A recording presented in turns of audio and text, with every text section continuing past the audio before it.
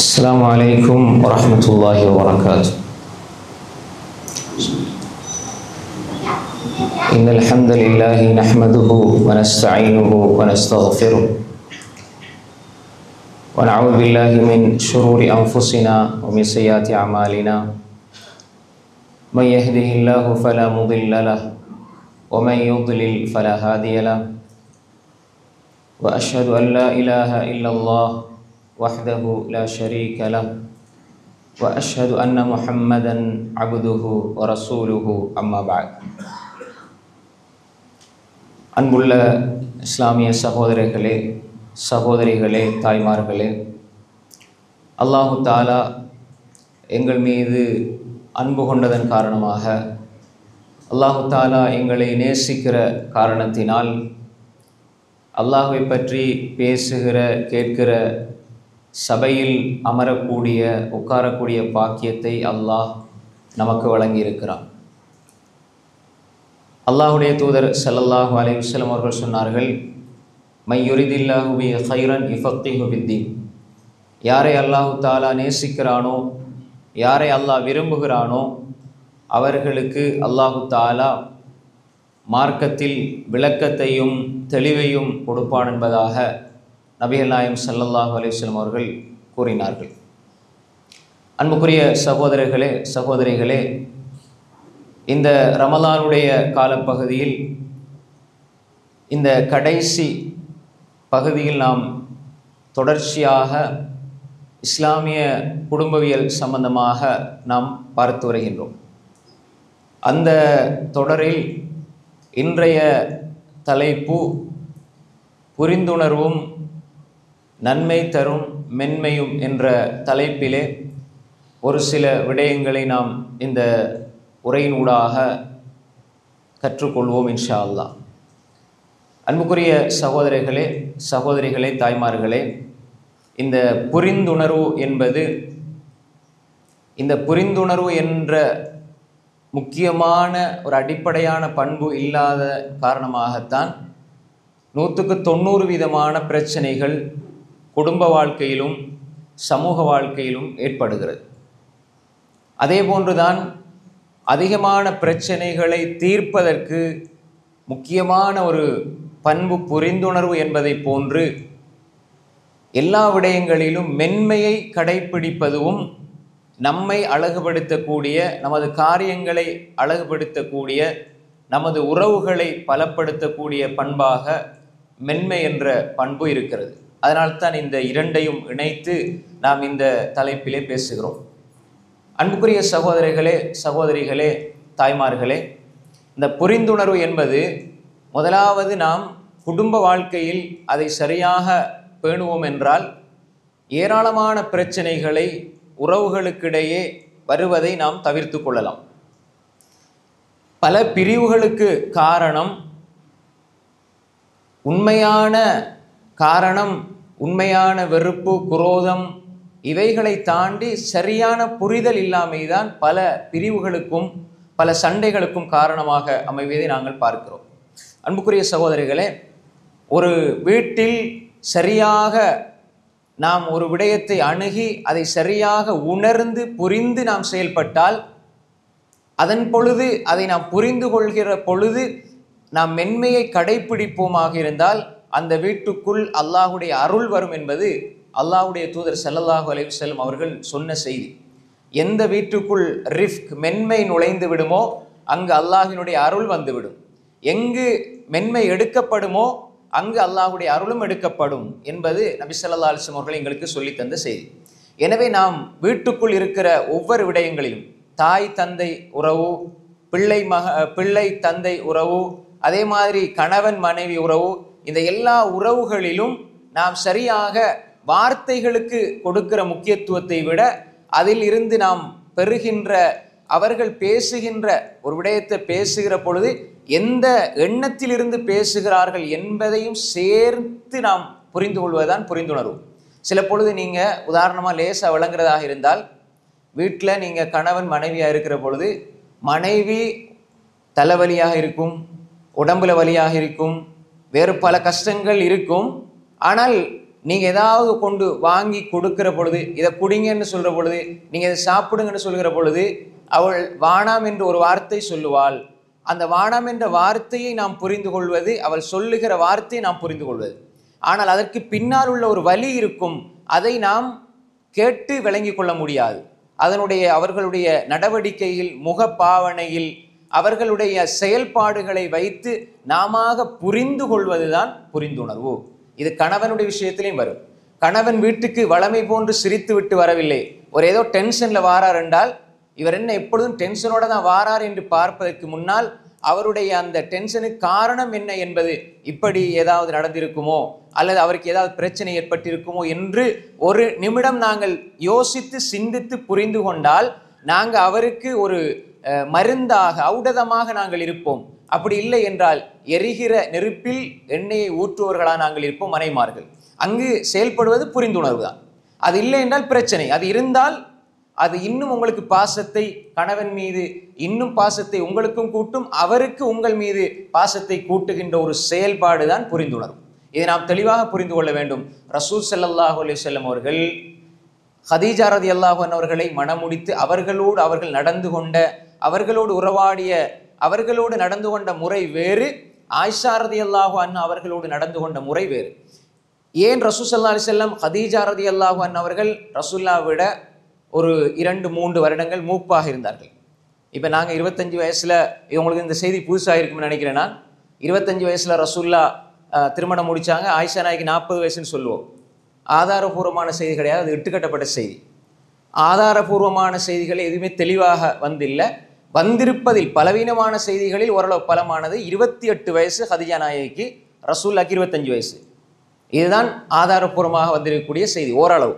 அடுத்தது 40 வயசு ஹதீஜா நாயகிக்கு வந்ததெல்லாம் இட்டுக்கட்டப்பட்ட செய்தி. ஒரு பெரிய ஒரு விடயம் அல்ல, நான் சுட்டி காட்டிட்டு போறேன். வயது மூத்தவர்களாக இருந்தார்கள். ஆனால் ஆயிஷா ரலியல்லாஹு அன்ஹா வயது குறைந்தவர்களாக இருந்தார்கள். இப்போ நீங்கள் சில நேரம் இது என்ன, இது இவ்வளோ நாளும் இப்படி கேள்வி போடுறோம், இது திடீர்னு இப்படி சொல்லிட்டு போறாரு. இது சம்பந்தமாக விரிவாக ஒரு ஆய்வுல தலைப்புன்னு பேசியிருக்கிறேன். இப்போ அதை மீட்டி கொண்டு வர நான் முயற்சிக்கவில்லை. இந்த விடயத்துக்குள்ள வாரன். ரசூல் ஸல்லல்லாஹு அலைஹி வஸல்லம் அவர்களோட ஹதீஜா ரலியல்லாஹு அன்ஹா வயசில் மூத்தவர்களாக இருந்தார்கள். எப்பொழுதுமே வயது மூத்தவர்களிடத்தில் புத்தக அறிவோ அல்லது எழுதி படிக்க அந்த அறிவு இல்லாவிட்டாலும் அனுபவம் என்ற ஒன்று இருக்கும். இப்போ நாங்கள் எவ்வளவு சிறிய வயதில் படித்தாலும், சிறிய பிள்ளைகள் பேசினாலும் வயது முதிர்ந்தவர்கள் இருப்பார்கள். அவர்களிடத்தில் இருக்கிற அனுபவத்தை நாங்கள் கேட்டு பெற்றுக்கொள்ளாதவரை எங்களுடைய அறிவு முதிர்ச்சி அடையாது, முழுமை பெறாது. அது உம்மா வாப்பாட்ட இருந்தாலும் சரி, நாங்கள் எங்களோட மூத்தவங்கிட்ட இருந்தாலும் சரி, நாங்கள் சில புத்திமதிகளை எடுத்துக்கொள்வது எங்களோட அறிவை கூர்மையாக்கும் என்பதையும் நான் அந்த இடத்துல நான் சொல்லிக்கொள்கிறேன். அப்போ ரசூல் ஸல்லல்லாஹு அலைஹி வஸல்லம் ஹதீஜா ரலியல்லாஹு அன்ஹா அவர்களோடு நடந்து கொண்ட முறை வேறு, ஆயிஷா ரலியல்லாஹு அன்ஹா ரசூலுல்லாஹ்வோட வயசு குறைவாக இருந்தார்கள், அவர்களோடு நடந்து கொண்ட முறை வேறு. ஆனால் 2 பேரும் மனைவிதான். ஆனால் வயசுக்கு ஏற்ப நடந்து கொண்டார்கள் ஒன்று. 2வது, ஒவ்வொருவருடைய மனோநிலையையும் புரிந்து கொண்டு செயல்பட்டதனால், அந்த புரிந்துணர்வின் அடிப்படையில் அவர்களுடைய செயல்பாடுகளை வெளிப்படுத்தியதனால் வித்தியாசமான விடயங்கள் எங்கள் உம்மத்துக்கு வந்திருக்கிறது. இப்போ ஹதீஜா ரலியல்லாஹு அன்ஹா அவரிடத்துல ரசூல் ஸல்லல்லாஹு அலைஹி வஸல்லம் அட்வைஸ் வாங்கினாங்க. ரசூலுல்லாஹ் தான் வஹியை சுமந்துட்டு வராங்க. ஆனால் அவங்க பயப்படுற நேரம் நான் இதை தெளிவாக விளங்கப்படுத்தினேன்.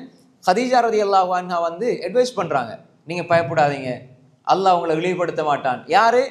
ரசூல் ஸல்லல்லாஹு அலைஹி வஸல்லம் இந்த உம்மத்துக்கு நேர்வழியை காட்ட வராங்க. இந்த நேரத்தில் பயந்து போயிருக்கிற நேரம் ஒரு மனைவி அட்வைஸ் பண்ணுறாங்க.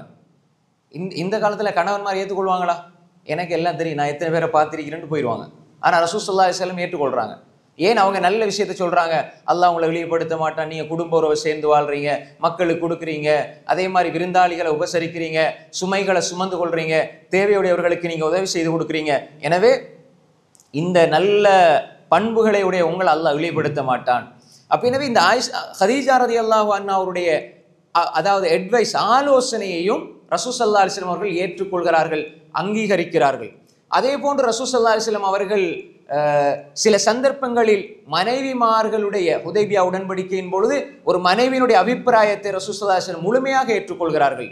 அதே மாதிரி தான் ஆயிஷா ரலியல்லாஹு அன்ஹா அவர்களுடைய உணர்வை புரிந்து அவர்களுடைய வாழ்க்கையில் அவர்கள் நடந்து கொள்கிற விதத்தை பார்க்கிற பொழுது ஆயிஷா ரலியல்லாஹு அன்ஹா அவர்களுடைய வார்த்தைகளுக்கு கொடுத்த முக்கியத்துவத்தை விட அவர்களுடைய அந்த உள்ளத்திலே இருந்து வருகிற அந்த ஆழ் மனதை பார்த்து வாழ்ந்திருக்கிறார்கள். ஆயிஷா ரலியல்லாஹு அன்ஹா அவர்களை கல்யாணம் முடிச்ச பிறகும் ரசூலுல்லாஹி ஸல்லல்லாஹு அலைஹி வஸல்லம் வீட்டில் பொம்மை இருந்து கேள்விப்பட்டீங்களா? ஆயிஷா நாயர் ரசூல்லா கல்யாணம் முடிச்சு மனைவியாக இருக்கிறாங்க. ரசூல் ஸல்லல்லாஹு அலைஹி வஸல்லம் வீட்டில் அவர்களுடைய வயதை கவனித்து அவர்களுடைய நடைமுறையை கவனித்து அவர்கள் விளையாடுவதற்கு பொம்மையை வைத்தார்கள். வீட்டில் இருந்தது. ஆயிஷா ரலியல்லாஹு அன்ஹா அவர்கள் அப்படி இருந்தாங்க. அதே மாதிரி ஆயிஷா ரலியல்லாஹு அன்ஹா அவர்களோடு சேர்ந்து பழகுகிற தோழிகள், ஆயிஷா நாயுடைய தோழிகள் வீட்டுக்கு வருவாங்க. ஆயிஷா நாயோட பேசிட்டு இருப்பாங்க, நீண்ட நேரம் பேசுவாங்க. ரசூல்லா வந்தால் போயிடுவாங்க. அப்படி செய்திகள் பதிவாகிருக்கிறது. அதே மாதிரி ஆயிஷா ரலியல்லாஹு அன்ஹா அவர்கள் ரசூல் ஸல்லல்லாஹு அலைஹி வஸல்லம் அவர்கள் ஆயிஷா ரலியல்லாஹு அன்ஹா அவர்களோடு இருக்கும் பொழுது ஆயிஷா ரலியல்லாஹு அன்ஹா அவரிடத்தில் அந்த வயசுக்கு ஏற்ப சில முதிர்ச்சி இல்லாமல் இருந்தது, அறிவு இருந்தது சில இடங்கள்ல, மனைவியாக சில இடங்கள்ல. ஆனால் ஹதீஜா ரலியல்லாஹு அன்ஹா அப்படி இல்லை. அவங்க முழுமையாக, அதாவது அவங்களுடைய அந்த பக்குவமும் முதிர்ச்சியும் இன்னும் அவர்களுடைய அந்த அறிவு ஞானமும் முதிர்ச்சியும் சேர்த்து ரசூல் ஸல்லல்லாஹு அலைஹி வஸல்லம் அவர்களை கூட சில இடங்கள்ல நெறிப்படுத்தியதை நாங்கள் பார்க்கிறோம். ஆனால் ஆயிஷா ரலியல்லாஹு அன்ஹா விஷயத்துல ரசூல் ஸல்லல்லாஹு அலைஹி வஸல்லம் சில பொழுது சில விடயங்களை கண்டித்தார்கள். ஏன் காரணம்? நான் ஏற்கனவே சொன்னேன், சஃபியா ரலியல்லாஹு அன்ஹா அவங்களோட விஷயத்துல இப்படி அவங்க கட்ட என்று சொல்லி கையை காட்டினது ரசூல்லா கண்டித்து சொன்னாங்க. ஏன்னா அந்த இடத்துல அவங்க சில பக்குவங்கள் தேவைப்பட்டது.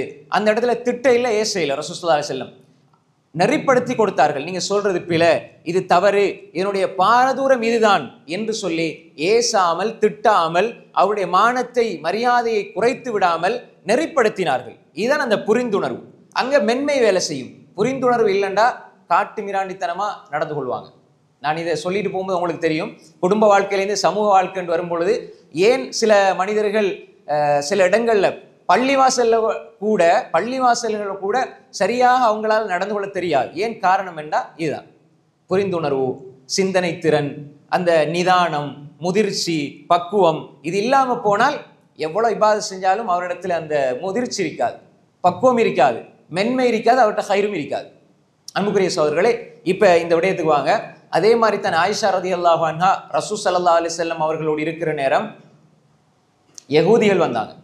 யகூதிகள் வந்து ஆயிஷா நாய் பக்கத்தில் இருக்கிறாங்க. ரசூலுல்லாஹி ஸல்லல்லாஹு அலைஹி வஸல்லம் அவங்களோட இருக்கிற நேரம் யகூதிகள் வந்து சொன்னாங்க, அஸ்ஸாமு அலைக்க, அஸ்ஸாமு அலைக்க, அஸ்ஸலாமு அலைக்கும் தான் நம்ம சொல்லுவோம்.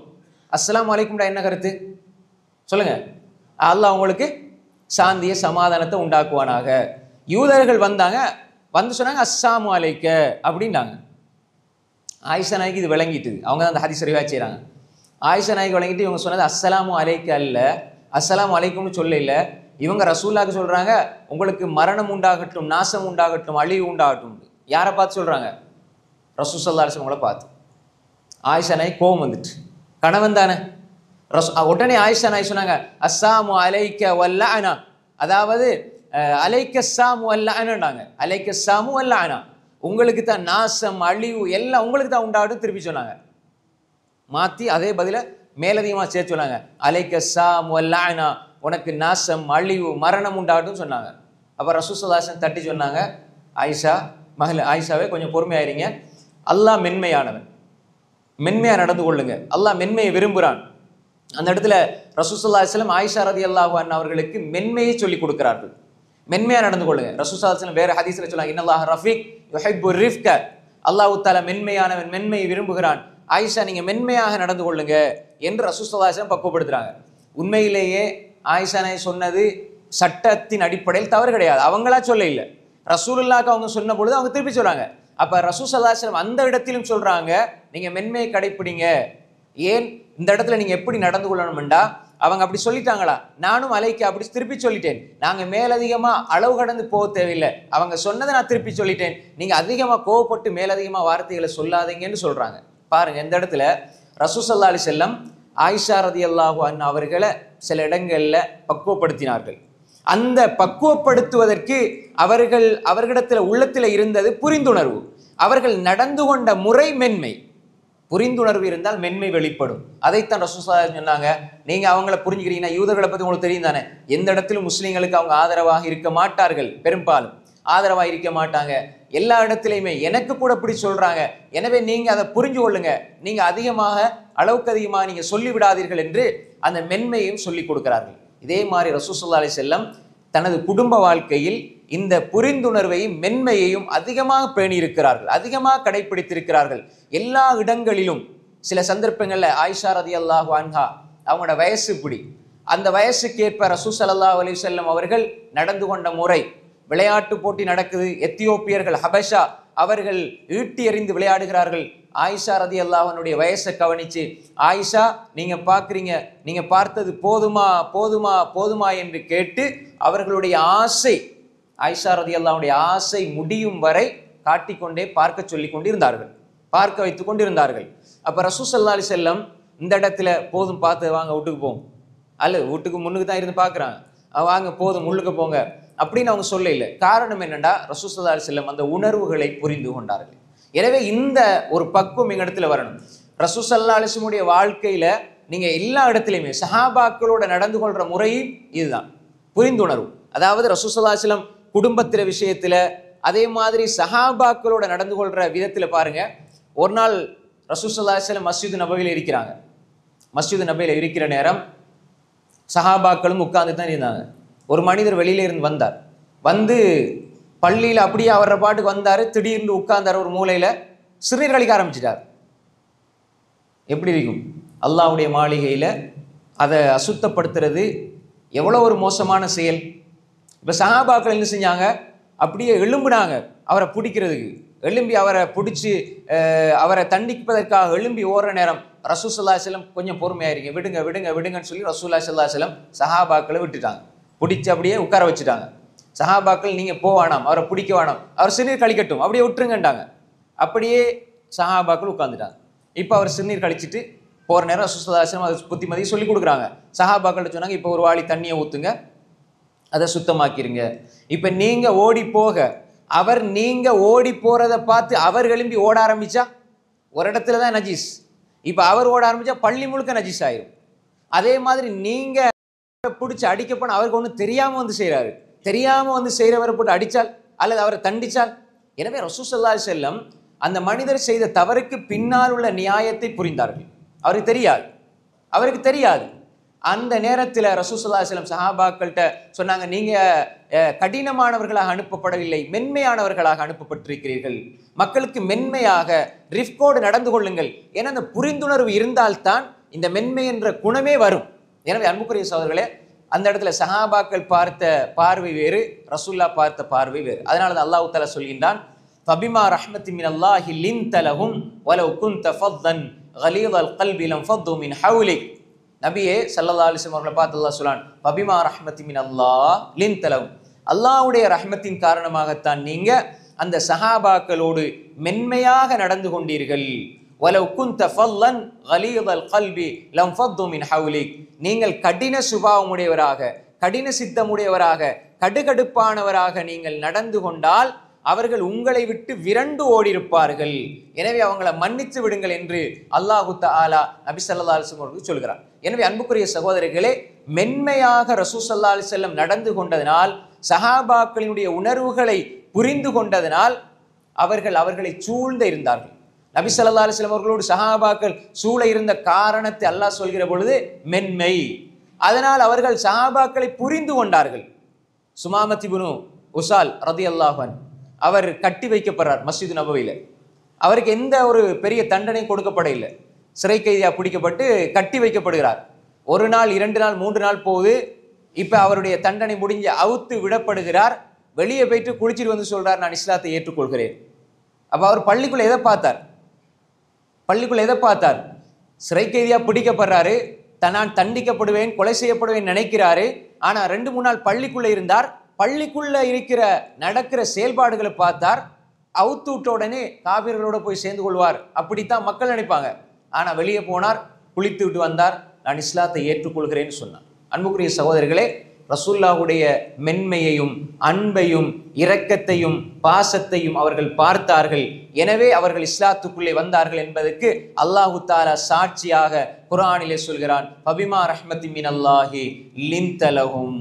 எனவே அன்புக்குரிய சகோதரர்களே, எங்களுடைய வாழ்க்கையில் இந்த மக்கள் உள்ளத்தை புரிந்து செயல்படுகிற தன்மை வர வேண்டும். அதனால தான் நான் சொன்னேன், குடும்ப வாழ்க்கையிலும் சரி, கணவன் மனைவி வாழ்க்கையிலும் சரி, வாப்பா அம்மா ஏனைய உறவுகளோடும் சரி இந்த புரிந்துணர்வு அவசியமானது.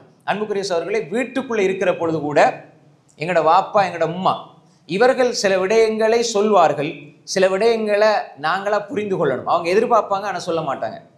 வாப்பாட்டு நீங்கள் 10,000 ரூபா கொடுத்து போட்டு வாப்பா போதுமான்னு கேட்டால் போதுமென்று சொல்லுவார். ஆனால் மனசு சொல்லும் இன்னும் ஒரு 5,000 ரூபாய் தான் நல்ல மீன். ஆனால் கேட்க மாட்டார்.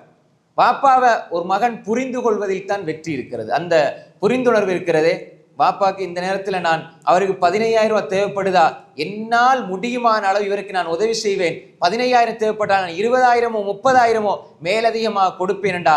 முதலாவது கொடுப்பது, கைக்கு கொடுப்பது, நாம் புரிந்து கொண்டு கொடுப்பது, உள்ளத்துக்கு கொடுப்பது.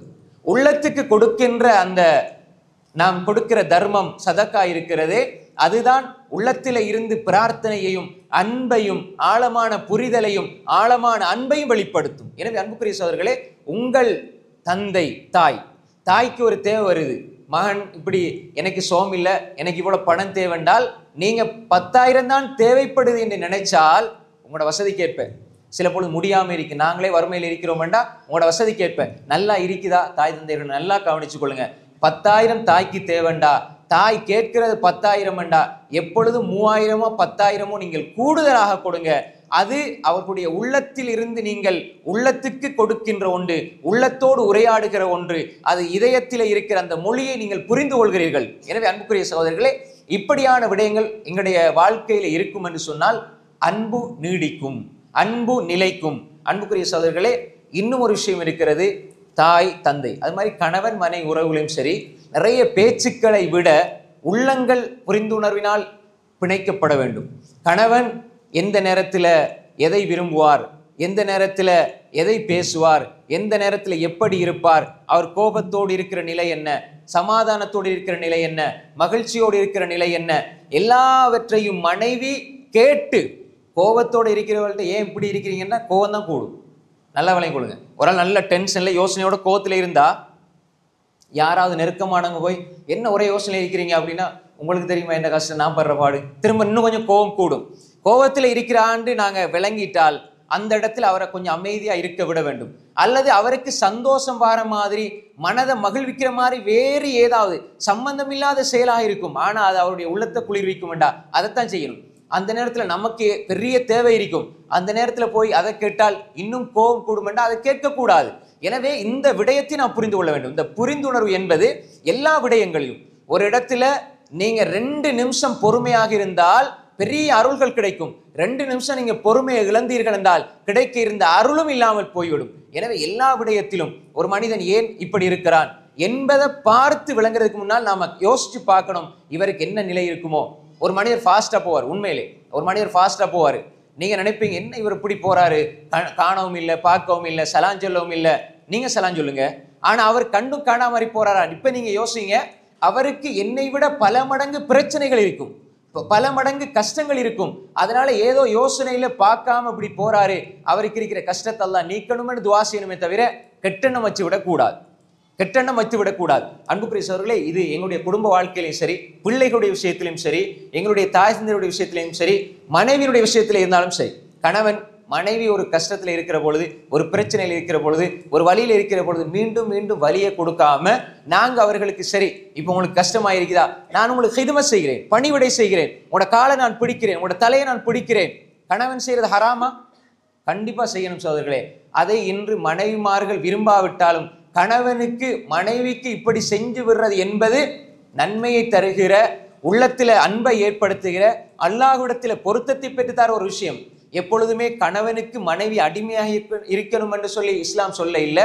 அதே நேரம் மனைவிக்கு கணவன் ஒண்ணுமே செய்யக்கூடாதுன்னு சொல்லவும் இல்லை. நீங்க மனைவி கொஞ்சம் கஷ்டப்படுறாளா, நீங்க சமைக்கிறதுல எந்த தப்பும் கிடையாது, நன்மைக்குமே நன்மை. நீங்க உணவு சமைக்கிறதுல அவள் கொஞ்சம் டயர்டோட இருக்கிறா, நான் உனக்கு ஒரு டீ ஊத்தி தரேன், ஊத்தி கொடுப்பது பெரிய தர்மம் சகோதரர்களே. வீடு அழுக்காக இருக்கிறது, நான் கூட்டி விடுகிறேன் என்று கூட்டி விடுவது மிகப்பெரிய தர்மம் சகோதரர்களே.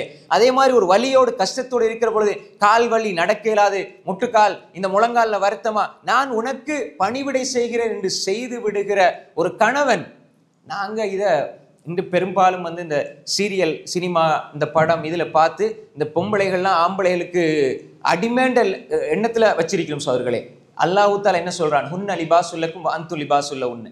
நீங்க அவங்களுக்கு ஆடை, அவங்க உங்களுக்கு ஆடை என்றா அந்த உடலுக்கும் ஆடைக்கும் எவ்வளவு தூரம் இருக்கும்? எந்த தூரம் இல்லை, ஒட்டி கொண்டிருக்கும். இது போன்றுதான் உடல் அளவில் மட்டுமல்ல, உள்ளத்தின் அளவிலும் ஒட்டி கொண்டிருக்க வேண்டும். இது புரிந்துணர்வோடு சம்பந்தப்படுகிற வசனம். எனவே அன்புக்குரிய சகோதரர்களே, நாம் நம்முடைய மனைவியை நமக்கு கிடைக்கிற அந்தஸ்து, எனக்கு ஒரு அந்தஸ்து வேணும் என்று எதிர்பார்க்கிறது போல அவளுக்கும் ஒரு மானம் இருக்கிறது, அந்தஸ்து இருக்கிறது, அவளும் ஒன்றை எதிர்பார்க்கிறாள் என்று நாம் புரிந்து வாழ வேண்டும். தேவைகளை நிறைவேற்றி கொடுக்க வேண்டும். மேலதிகமாக கேட்கிற விடயங்களோடு நிறுத்தி விடாமல் மேலதிகமாக தேவைப்படுகிற விடயங்களையும் செய்து கொடுக்கிற ஒரு நிலையை நாம் ஏற்படுத்திக் கொள்வோம் என்றால் அதுதான் புரிந்துணர்வு. வார்த்தைக்கு மேலால் உள்ள உண்டு. வார்த்தையில் எல்லாமே சொல்ல மாட்டாங்க. எல்லாருமே நான் ஒரு ஆளை மதிச்சேன்னு சொன்னா அவர் கேட்கறதுக்கெல்லாம் ஆண்டு தலையாடிட்டு போயிடுவேன். ஆனா என் உள்ளத்துல 1000 ஆசைகள் இருக்கும், ஆனா சொல்ல மாட்டேன். அப்படித்தான் மனைவிமாரும், அப்படித்தான் பாப்பாமார், உம்மாமார். அன்பு கூட கூட, கொஞ்சம் மரியாதை கூட கூட வார்த்தைகள் குறைந்து விடும். வார்த்தைகள் குறைந்து விடுமாக இருந்தால் நாங்க புரிந்து கொள்கிற நிலைக்கு வர வேண்டும். ரசூல் ஸல்லல்லாஹு அலைஹி வஸல்லம் அவங்களை பத்தி அனஸ் ரலியல்லாஹு சொல்றாங்க, நான் அவங்களுக்கு 10 வருஷம் பணிவிடை செய்தேன், ஒரு நாள் கூட நீ ஏன் இதை செய்தாய், ஏன் இதை செய்யவில்லை என்று கேள்வி கேட்டதே இல்லை. சி என்று சொன்னதே இல்லை. 10 வருஷம் வேலை செஞ்ச பணியாள்கிட்ட போய்த்து எஜமான பத்தி கேட்டால் இப்படி சொல்லுவாங்களா யாராவது? எனக்கு மேலே அழைக்கிறவங்க கூட நான் அன்பா இருக்கிறது வேற விஷயம், அது எல்லாரும் இருந்தே ஆகணும், இல்லைண்டா பாதிப்பு தான் உண்டாகும். கீழே இருக்கிறவங்களோட நல்லா இருக்கிறதா எங்களோட அஹ்லாக். எங்களுக்கு கீழே உள்ளவங்களோட நாங்கள் எப்படி இருக்கிறோமோ அதான் எங்களுடைய உண்மையான நட்புணம். எங்களோட மனைவிட்டே கேட்கணும், எங்களோட பிள்ளைகள்கிட்ட கேட்கணும், வாப்பா எப்படி, வாப்பா நல்ல அன்பானால் ஒரு நாள் கூட அவர் என்ன அடித்தது கிடையாது, வாப்பா ஒரு நாள் கூட என்ன கடுகடுத்த முகத்தோட பார்த்தது இல்லைன்னு சொன்னால் அதுதான் கூட குணம். மனைவிட்ட போய் கேட்கணும், என்ன கணவன் ஒரு நாளில் சீறி பாஞ்சதில்லை, கோவப்பட்டதில்லை, என்னோட கோவப்பட்டு இந்த கோப்பைகளை அந்த இதெல்லாம் உடைச்சதில்லை அப்படின்னு மனைவி சொன்னால் நீங்கள் நல்ல கணவன். யார் எங்களுக்கு கீழே இருக்கிறாங்களோ, எங்களுக்கு பணிவிட செய்கிறாங்களோ, இவர்களோடு நாங்கள் எப்படி நடந்து கொள்கிறோமோ அதுதான் எங்களோட பண்பு. அனஸ் ரலியல்லாஹு சொன்னாங்க, ரசூல் ஸல்லல்லாஹு அலைஹி வஸல்லம் என்னிடத்துல ஒரு நாள் கூட அனஸே நீங்கள் ஏன் இதை செய்ய இல்லை, ஏன் இதை எப்படி செஞ்சீங்கன்னு கேட்டதே இல்லை. அப்போ ரசூல் ஸல்லல்லாஹு அலைஹி வஸல்லம் உடைய உண்மையான குணம், ஏன்னா அவங்க அனஸ் ரலியல்லாஹு அன்ஹுவை புரிஞ்சு வச்சாங்க. அன்புக்குரிய சகோதரர்களே, இந்த புரிந்துணர்வு என்பது வாழ்க்கையில் முக்கியமாக தேவை. இது எங்களுடைய வாழ்க்கையிலே பல ஹைர்களையும் பரக்கத்துகளையும் உண்டாகும். அதே மாதிரி தான் குடும்ப உறவுகளில் சாட்சி, பெரியம்மா, சின்னம்மா, தம்பி, தங்கச்சி, இவங்களுக்கு மத்தியில சின்ன சின்ன விஷயங்கள் நாங்கள் புரிந்து கொள்ள மாட்டோம். ஆனால் அவங்க எதுக்கோ யாருக்கோ ஏதோ ஒரு நோக்கத்துக்காக பேசியிருப்பாங்க. நாங்கள் நினைப்போம் சந்தர்ப்பம் கிடைச்ச உடனே எங்களை போட்டு தாக்குறாங்க, எங்களுக்கு சொன்ன வார்த்தை தான் இது. ஆனால் அவங்களோட உள்ளத்தில் கடுகளவும் இருக்காது. மனிதன் இன்று நடக்கிற விடயங்களை வச்சு நொந்து கொள்வதை விட இந்த யூகங்களால் நொந்து கொள்வதுதான் கூடுதலாக இருக்கிறது. இது நல்லா விளங்கிக் கொள்ளுங்க. நடக்கிற விஷயம் இருக்குதானே, நடக்கிற விஷயம் அது கொஞ்சம் தான். ஆனா இது இப்படித்தானோ, அது அப்படித்தானோ, அது அப்படித்தான் நடந்ததோ, இவங்க 2 பேரும் சேர்ந்து இதைத்தான் பேசினாங்களோன்னு யூகித்து யூகித்து யோசிச்சு யோசிச்சு அப்படித்தான்னு சொல்லி அதனால் நொந்து கொள்வதுதான் கூடுதலாக இருக்கிறது. ஏன் காரணம் என்றா, மனிதன் அந்த சரியா புரிந்து கொள்ள இல்லை, வாழ்க்கையை புரிஞ்சு கொள்ள இல்லை. அவன் நினைக்கிறான் என்ன பார்த்தா இவங்க பேசுறாங்க, இவங்க என்ன பார்த்தா பேசுறாங்க, 4 குடும்பம் சேர்ந்திருக்கு, இன்றைக்கு எங்களை பார்த்தா பேச போறாங்க, அவங்களுக்கு இருக்கிற பிரச்சனை அவங்களுக்கு தான் தெரியும். அன்புக்குரிய சகோதரர்களே, அவங்க பேசினாலும் சரி பேசாட்டியும் சரி நாங்க அதை பத்தி யோசிக்க வேண்டிய அவசியம் இல்லை. இந்த உலகத்துல என்னுடைய நஃப்ஸுக்கே ஒரு திரையை என்னால போட இயலாதுண்டா, அடுத்தவனுடைய நஃப்ஸுக்கும் வாய்க்கும் எப்படி நாங்க திரை போடுறது? இப்ப நீங்க தொழுகைக்கு தக்பீர் கட்டுறீங்க, நீங்க எல்லாம் எப்படி தொலைவாரீங்க? தொழுகைக்கு தக்பீர் கட்டும்போது நம்ம எல்லாம் எப்படி தொலைவாரோம்? இன்றைக்கு நல்ல அல்லாவோட சிந்தனையோட தொழணும், இந்த தொழுகை அல்லா ஏற்றுக்கொள்ளணும், அப்படித்தானே நாங்கள் வாரோம். தக்பீர் கட்டினோட எங்கே போகுது சிந்தனை? நிட்டம் போவோம், அப்புறம் கனடாவுக்கு போவோம், அமெரிக்காவுக்கு போவோம், அப்படியே சுற்றி ஒரு ரவுண்ட் அடிச்சுட்டு வரும். எங்கட நஃப்ஸையே எங்களால் கட்டுப்படுத்த முடியலை, வெளியே இல்லை, தொழுகையிலே கட்டுப்படுத்த முடியலண்டா அடுத்தவங்களோட நஃப்ஸை நாங்கள் எப்படி கட்டுப்படுத்தலுமா? அடுத்தவங்களோட யோசனை எப்படி கட்டுப்படுத்தலும்? நாங்கள் நினைக்கிறோம் என்னடா எங்களை பற்றி எல்லாரும் நல்லா பேசணும், யாரும் குறை சொல்லிடக்கூடாது. இது சாத்தியமே இல்லை சகோதரர்களே, இது நடக்கவே நடக்காது.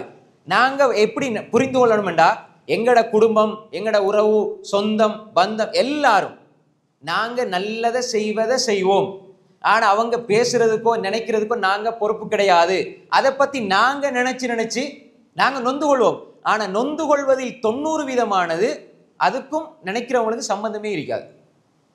அப்போ எனவே ஒரு மனிதன் இதை சரியாக புரிந்து கொள்ள வேண்டும். இந்த புரிந்துணர்வு இல்லைன்னு சொன்னால் சும்மா வருவாங்க 2 சொந்தக்காரர்கள் வருவாங்க, வந்து அவங்க அந்த நேரத்தில் கோல் வந்திருக்கும், வீட்டுக்கு அவசரமாக வாங்க, புள்ள வந்துருச்சு அப்படின்னு சொல்லி உங்களோட வீட்டு வாசல்கிட்ட வந்து 2 பேரும் திரும்பி போயிடுவாங்க.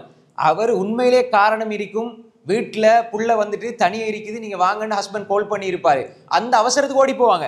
இவங்க பார்த்துட்டாங்க, பாருங்க மாமி வீட்டுக்கு போனாங்க, அங்கே போனாங்க, எங்களோட வீட்டுக்கு வர இல்லை. நாள் முழுக்க அதே யோசனையாக இருக்கும். கடைசியில் 5-6 மணித்தியாலும் இதே யோசனையிலும் கவலையில் இருந்து போட்டு 10 மணி கால் பண்ணி கேட்பாங்க, ஏன் எங்களோட வீட்டுக்கு வரையில, பிள்ளை தனியாக பசியில் வந்து அழுகிறா, நாங்கள் போயிட்டோம், நாங்கள் நாளைக்கு வாரோம்னு சொன்னோட, அப்படியா, அப்போ அந்த 6 மணித்தியாலும் கவலையில் கழிச்சது வேஸ்ட்டு தானே, அநியாயம் தானே. ஒரு நிமிடம் கூட எங்களோட உள்ளத்தை நாங்கள் கவலைக்குள்ளே போடக்கூடாது. ஒரு நிமிடம் கூட எங்களை நாங்கள் அதாவது எங்களோட உள்ளத்தை வதைக்க கூடாது. இதில் நாங்கள் தெளிவாக இருக்கணும் சோதர்களே. எனவே இது காரணம் என்னென்னா, நாங்கள் சில விடயங்களை இழுத்து பிடிச்சிக்கிட்டே இருக்கிறோம். அதை விட்டுட்டிங்கன்னா ஃப்ரீ ஆகிடுவீங்க. சில விஷயங்களை இழுத்து பிடிச்சிருக்கிறது தான் காரணம். எங்களோட இருக்கணும், எங்களோட இருக்கணும், எங்களோட பழனும், எங்களோட மட்டும் தான் பேசணும், எங்களோட இழுத்து பிடிப்பது தான் உங்களோட உள்ளத்தில் நீங்கள் இறுக்கத்தை ஏற்படுத்துங்க. அதை அப்படியே விட்டு பாருங்க.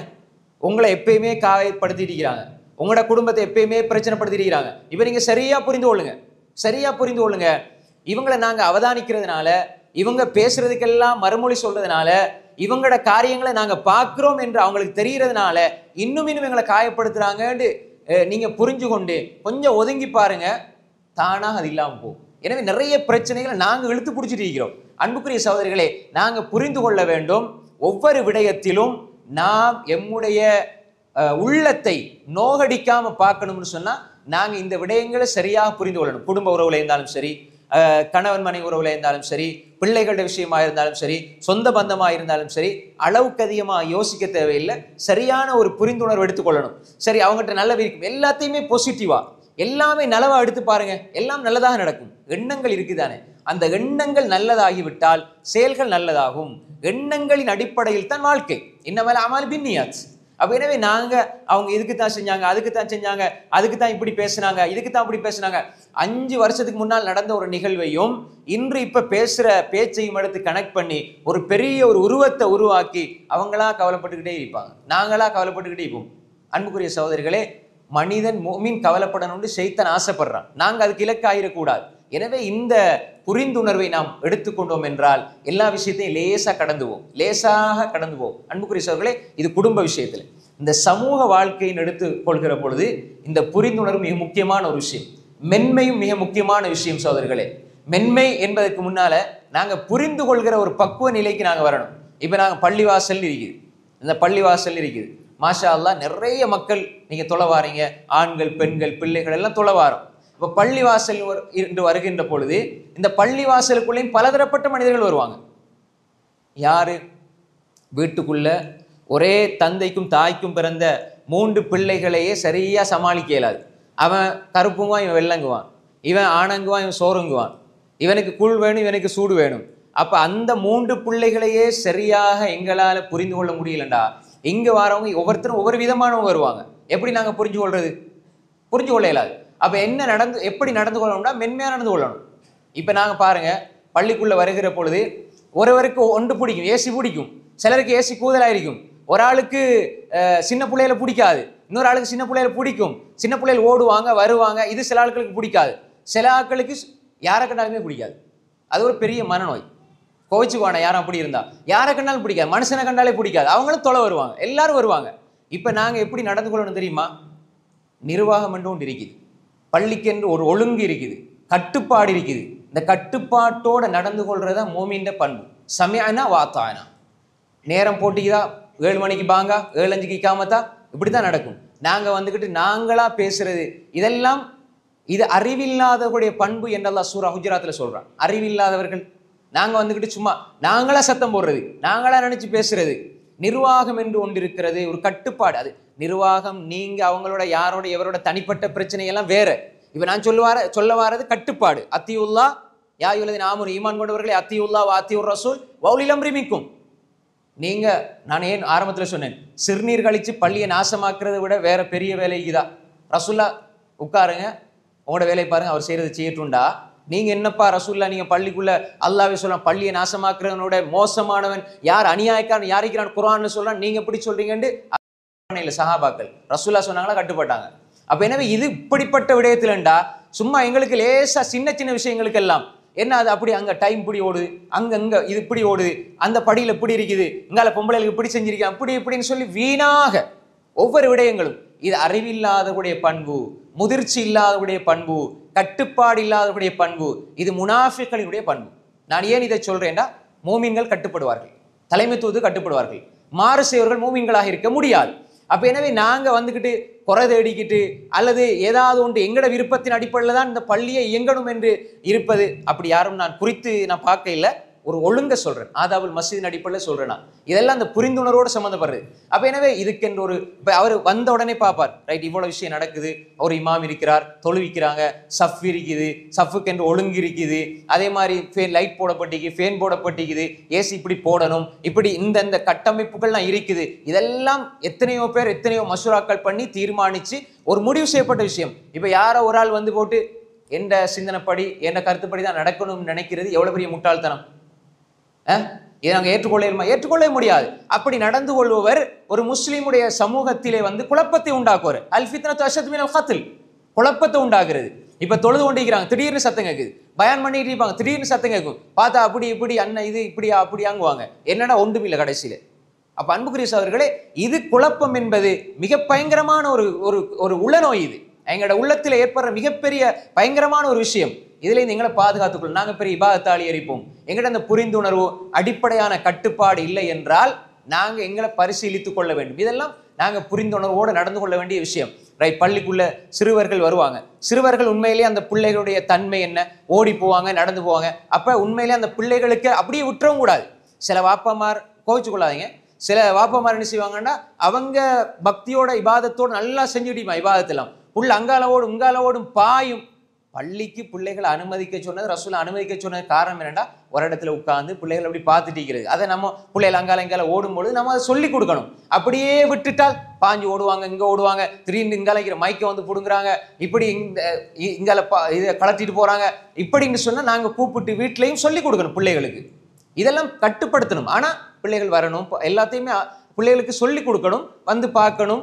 அதே நேரம் எல்லா விடயத்திலுமே எரிச்சல் பட்டு கொண்டு கோவப்பட்டு கொண்டு அப்படி இருக்கிறதும் கூடாது. அடுத்தது மிக முக்கியமான ஒரு விஷயம் அன்புக்குரிய சகோதரர்களே, நாங்க மூத்தவங்க வயது முதிர்ந்தவங்க பக்குவத்தோட நடந்து கொள்ளணும். வயது மூத்தவங்க ஒரு பக்குவத்தோட நடந்து கொள்ளணும். சின்ன சின்ன விஷயங்களுக்கெல்லாம் ஒரு அமைதியா இருக்கிற சூழல்ல சலசலப்பு உண்டாகக்கூடாது. தொழுகையிலும் சரி, பயான்லையும் சரி, சும்மா சலசலப்புகளை அப்படி அங்க சிலவங்க என்ன செய்வாங்கடா, இங்க பயான் நடந்துட்டு பின்னால போன் பேசிடிப்பாங்க, இங்க யாரும் இல்லை. அப்படி அல்லாஹ்வுடைய வார்த்தை, ரசூலுடைய வார்த்தை, மலக்குமார்கள் இருக்கிற சூழல்ல நம்ம போய்த்து பின்னால யாரோ ஒருத்தனோட போன் பேசிருக்கிறோம்டா, அல்லாஹ் ரசூலை புறக்கணிச்சிட்டு பின்னால போய் உட்கார்ந்தா எப்படி ரஹ்மத்து கிடைக்கும் எங்களுக்கு? முசீபத், லானத்.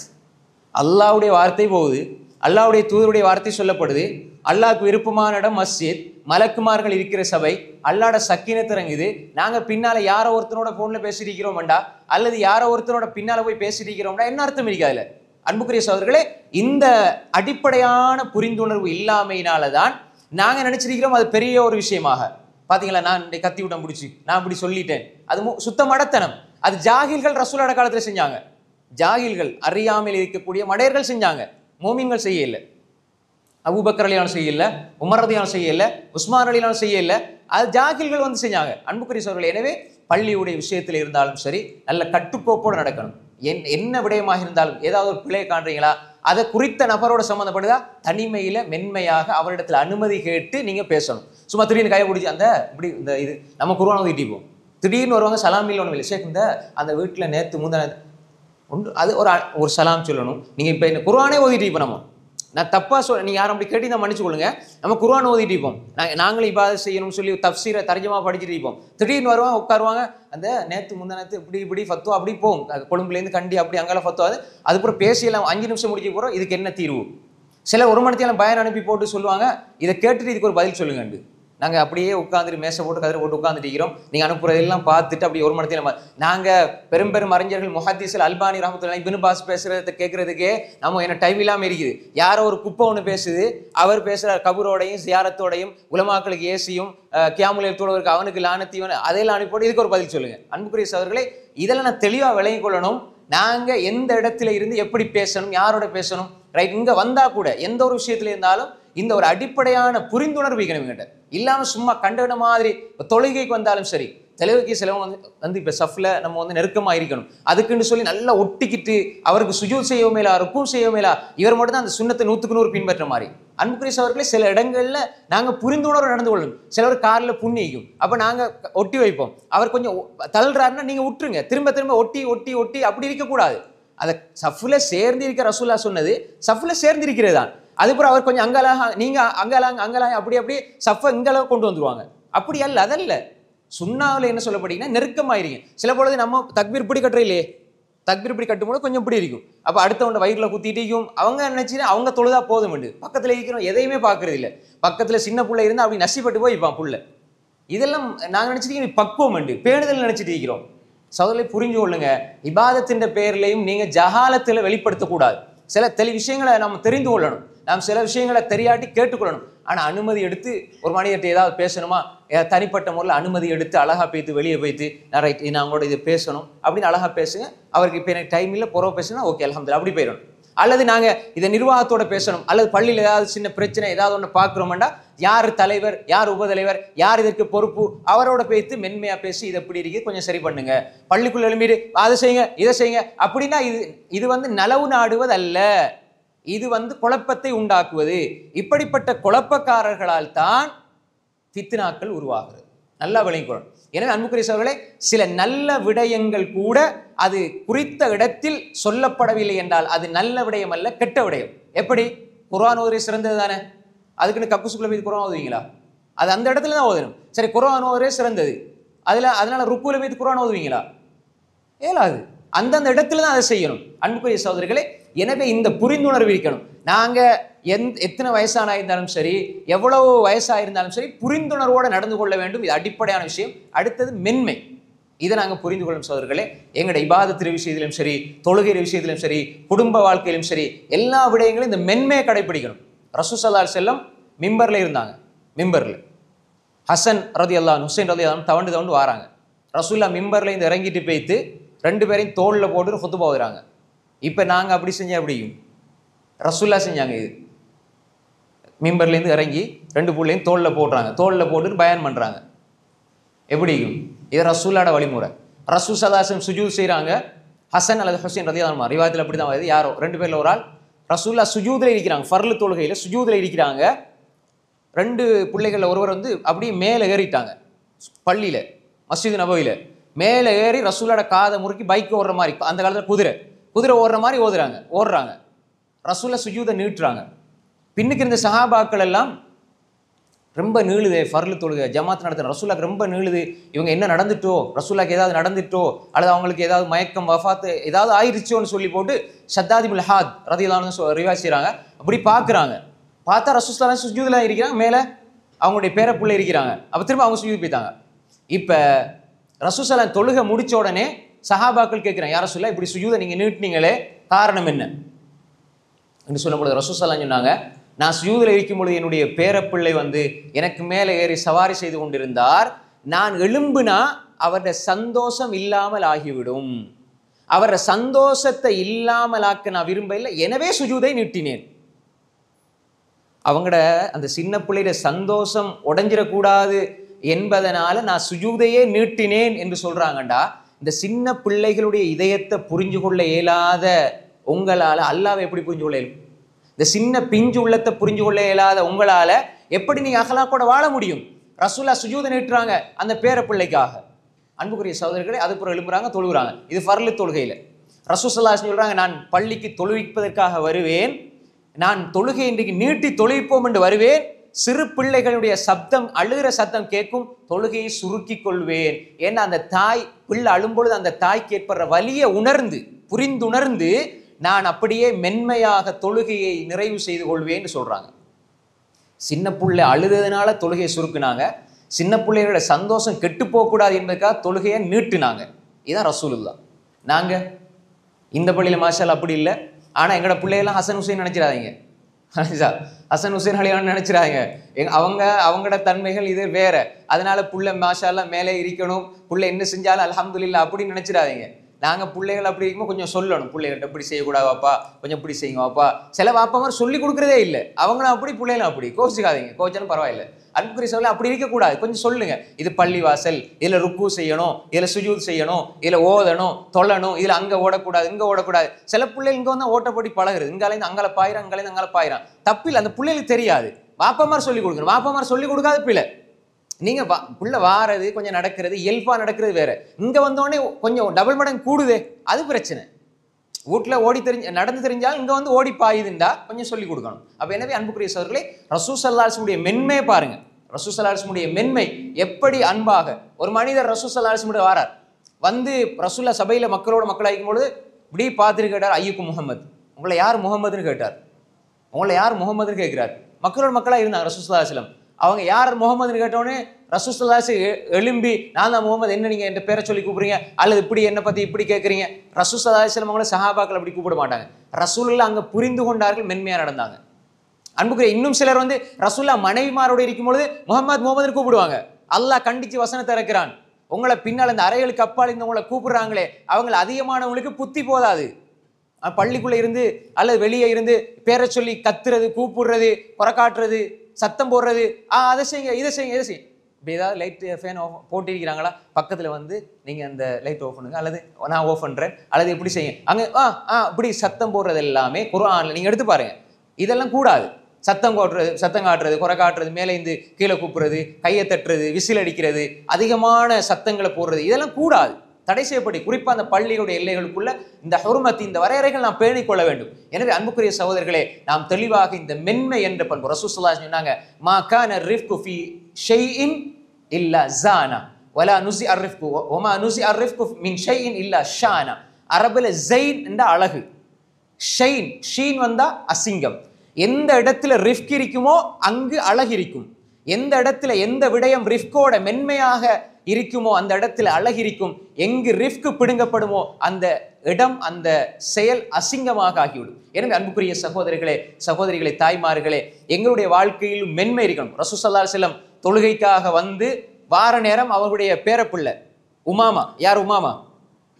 உமாமாவோட உம்மாட பேர் என்ன? ரசூலோட பேரப்புள்ள, பெண் புள்ள உமாமா. அவங்களோட உம்மாட பேர் என்ன யாருக்கு தெரியும்? ஹசன் ஹுசைன் அலியோட உம்மாட பேர் என்ன? யார்? ஹசன் ஹுசைன் அலியோட உம்மாட பேர் என்ன? ஃபாத்திமா ரலியல்லாஹு அன்ஹா. உமாமா ரலியல்லாஹோட உம்மாட பேர் சொல்லுங்க. கேள்விப்பட்டீங்களா? உமாமா ரலியல்லாஹு ரசூலோட ஒரு பேர்த்தி.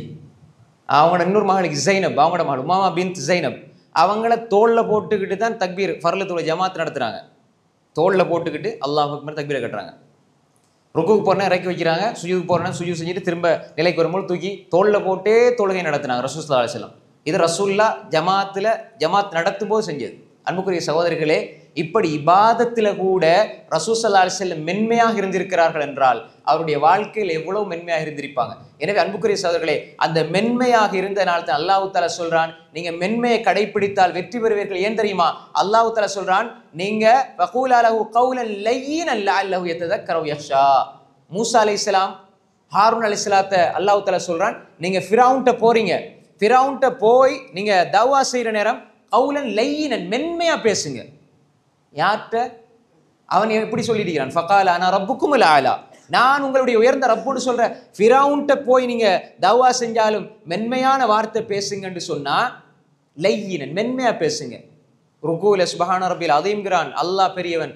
சுஜூதுல சுப்ஹான ரப்பில் ஆலா, அல்லாஹ் உயர்ந்தவன், அவனை துதிக்கிறேன்னு சொல்ற மூமினோட எவ்வளவு மென்மையா பேசணும். அன்புக்குரிய சகோதரர்களே, மென்மை செயல்ல வரணும், பேச்சுல வரணும், வீட்டுக்குள்ள வரணும். பிள்ளைகளோட எந்த சின்ன பிள்ளையா இருந்தாலும் வாங்க வாப்பா போங்க அப்படி இறக்கமா கூப்பிடுங்க. சின்ன பிள்ளைகளை அன்பா கூப்பிடுங்க, சின்ன பிள்ளைகளோட இறக்கமா பேசுங்க. அப்பதான் அந்த பிள்ளைய பழகுவாங்க. அதே மாதிரி மூத்தவங்களோட மரியாதையா நடந்து கொள்ளுங்க. வீட்டுக்குள்ள மனைவியை வாடி போடின்னு சொல்லாதீங்க. அன்புக்குரிய சகோதரர், நிறைய எப்படி இருக்கிறது, அன்பா கூப்பிடுங்க, இறக்கமா கூப்பிடுங்க, அழகான முறையில மரியாதையா கூப்பிடுங்க, மென்மையா நடந்து கொள்ளுங்க. எல்லா விஷயத்துக்கும் கடுமையா நடந்து கொள்ளாதீங்க, அதிகமா கோபப்படாதீங்க. கோபம் வந்து விட்டால் மென்மை இழந்து விடுவீர்கள். கோபம் என்பது ஒரு தற்காலிக பைத்தியம். அந்த நேரத்தில் நாங்க என்ன செய்யறோம்னு எங்களுக்கே தெரியாது. செஞ்சு முடிஞ்சதுக்கு அப்புறம் நான் அப்படி செஞ்சான்னு யோசிப்பேன். ஏன்னா தற்காலிகமான ஒரு பைத்தியம். அதிகமா கோபப்படாதீங்க. ரசூல் ஸல்லல்லாஹு அலைஹி வஸல்லம் அவங்க சஹாபாக்களுக்கு வசியத் செஞ்சதில் அதிகமாக இதையும் செஞ்சிருக்கிறார்கள். லா தக்லப். ஒரு மனிதர் வந்து கேட்டார், யா ரசூலல்லாஹ் அவுசினி, எனக்கு வசியத் செய்யுங்க. கால லா தக்லப் ஃபரத்தத மிராரன். பல விடுத்தம் எனக்கு வசியச்சீங்கன்னு சொன்ன பொழுது காலலா தகுதப், கோபப்படாதே கோபப்படாதே கோபப்படாதே. தக்வா உள்ள மனிதர்கள் சூரா ஆல இம்ரான் அல்லாஹ் சொல்றான், வல் காதிமீனல் கைத், கோபத்தை அடக்கிக் கொள்ள முடியவில்லை என்றால் அவரிடத்துல தக்வா இல்ல. தக்வா உள்ள மனிதனுடைய பண்பா அல்லாஹ் சொல்றான். கோபத்தை விழுங்கிக் கொள்வார்கள். வீட்டுக்குள்ள அதிகமா கோபப்பட்டு மனைவிய உள்ளத்தை காயப்படுத்தி, மனைவி எப்பொழுதுமே சின்ன சின்ன பிரச்சனை வந்தாலும் உன்னை டிவோர்ஸ் பண்ணிடுவேன் அதை சொல்லி பயங்காட்டுறது நிறைய. எங்கள் வரக்கூடிய செய்திகள், சொல்லக்கூடிய செய்திகளை பார்த்தால் ஏதாவது சின்ன பிரச்சனை வந்தா எங்களுக்கு ஆப்ஷன் இருக்கு, உன தலாக் சொல்லி நான் வேற கல்யாணம் முடிச்சிருவேன், தலாக் சொல்லிடுவேன். இதை பயங்காற்ற ஒரு வார்த்தையை எடுத்துக்கொள்ளாங்க சகோதரர்களே. அதிகமா கோபப்படுறது, எரிஞ்சுழுதுறது, மனைவியினுடைய மோத்துல பாயிறது, பிள்ளைகளை ஒரு எதிரியா பாக்குறது. நாங்க வேலை விட்டு வாரோம், கஷ்டத்தோட வாரோம், அவங்களும் கஷ்டத்தோட இருப்பாங்க. அந்த நேரத்தில் நாங்க அமைதியா மென்மையை கடைபிடிச்ச அந்த வீட்டுக்குள்ள ரஹ்மத்தும் பரக்கத்தும் உண்டாகும். அன்புக்குரிய சகோதரர்களே, அது இல்லாம கோபத்தோட வந்து கோபத்தை வெளிப்படுத்தி கோபத்தோட நடந்து கொண்டால் எந்த அருளுமே இருக்காது சகோதரர்களே. எனவே மனைவி கணவனோட, கணவன் மனைவியோட, அதே மாதிரி நாங்க பிள்ளைகளோட, அதே மாதிரி வாப்பா அம்மாவோட, நாங்க மக்களோட எல்லாரையும் பாருங்க.